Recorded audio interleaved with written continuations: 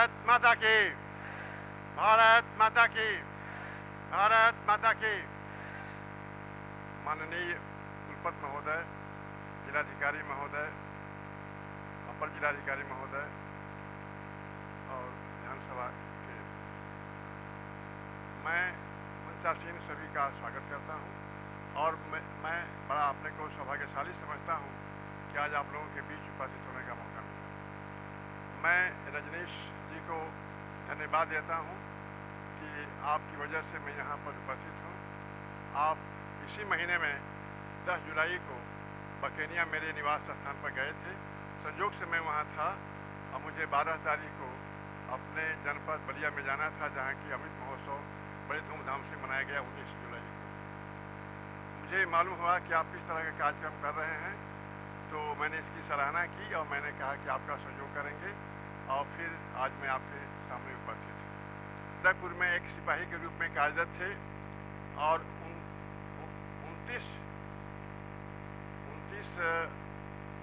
मार्च को जब उन्हें मालूम हुआ कि कारतूस में गाय और सूअर की चर्बी लगी हुई है, जिसको दांत से खींचकर गोली भरनी पड़ती थी, धार्मिक प्रवृत्ति के होने के कारण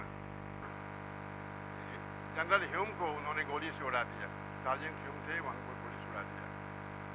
वो अरेस्ट हुए, फौजी मुकदमा हुआ और बड़े ही कम अंतराल में 6 अप्रैल को फैसला सुनाया गया कि इनको 7 अप्रैल को फांसी दी जानी है।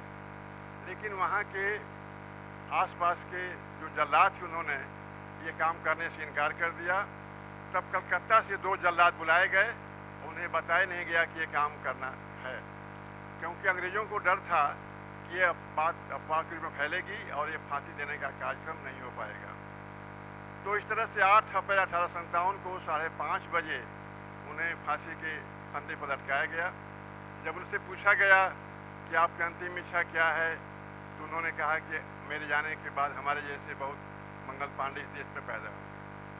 और ठीक 1 महीने के बाद ये चिनगारी एक लपट के रूप में मेरठ छावनी में गिरी, जो भयंकर रूप ले लिया। और उस समय तत्कालीन बहादुर शाह जफर और झांसी की रानी तात्या टोपे, जगदीशपुर गांव आरा जिला के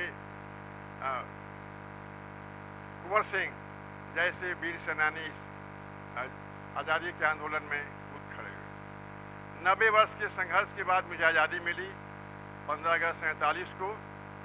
ये आज़ादी हमें एक धरोहर के रूप में मिली है, इसे हमें संभालना है, आगे बढ़ाना है, सुरक्षित रखना है। जब मेरा अखंड भारत था, जो आज पाकिस्तान और बांग्लादेश भी बन गया है, तो उस समय एक ही नारा दिया था कि स्वराज मेरा जन्मसिद्ध अधिकार है और हम इसे लेकर रहेंगे। और पूरा उनके लिए क्षेत्र एक ही था, हिंदुस्तान। एक ही मन में एक ही इच्छा थी कि मेरा देश आज़ाद हो, गुलामी से हम मुक्त हो जाएं। और सभी कौम के लोगों ने, सभी धर्म के लोगों ने एक साथ मिलकर संघर्ष किया और देश आज़ाद हुआ। इस धरोहर को संभालना है। और आज जो देश में कुरीतियाँ हैं, जो मुख्य रूप से वंशवाद, क्षेत्रवाद, जातिवाद, जो कुरीतियाँ फैली हैं, इससे ऊपर उठ करके देश के हित के लिए भी हमें कुछ समय निकालकर काम करना है। भाइयों बहनों, हम ऐसा मानते हैं कि हमारे देश का एक एक इकाई अपने को ठीक कर ले। हम जिस क्षेत्र में भी हों, किसान हो, मजदूर हों, शिक्षक हों, कारोबारी हों, ईमानदारी से काम करें, तो हम इस देश को, जो कहा गया है सोने की चिड़िया, हम बना सकते हैं और विश्व पटल पर इसका नाम ऊंचाई तक ले जा सकते हैं। इन आशा के साथ आज हम इस संकल्प के साथ यहाँ से जाएं कि हम कुछ देश के लिए भी काम करेंगे और दूसरों को भी करने के लिए प्रेरित करेंगे। जय हिंद, जय भारत।